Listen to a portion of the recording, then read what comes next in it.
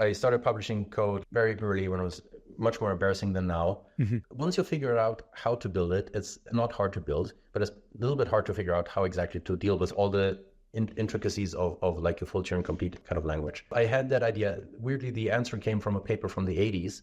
I'm not going to say which one. And that sort of just clearly set out how exactly we kind of need to build this. And then it took until like December last year until we had it working for all JavaScript programs. Right? So we have these randomized tests where you just like generate a random JavaScript program and you kind of check that the Bitcoin computer evaluates these expressions just like, the normal JavaScript evaluator does. So it's kind of pretty easy to test. And we just generate tons of these random programs, and every time we run the test. So they've been passing since last December.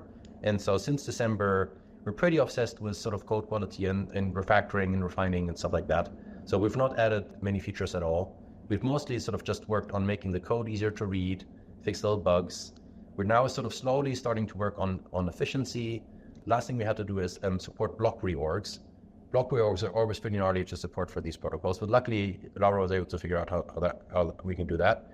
And now we're working on optimizations. Laura's implementing a caching mechanism where you only have to sync against every output exactly once, and then it'll just be stored on your computer. So that will be like it sounds crazy, but it's true, 1000x performance improvement, just because it takes very long to fetch some data over the internet, versus if you can cache it in your computer, most likely it'll be in main memory, and you can look up that the difference in time between looking into your main memory and doing HTTP requests over the internet is a factor of 1000.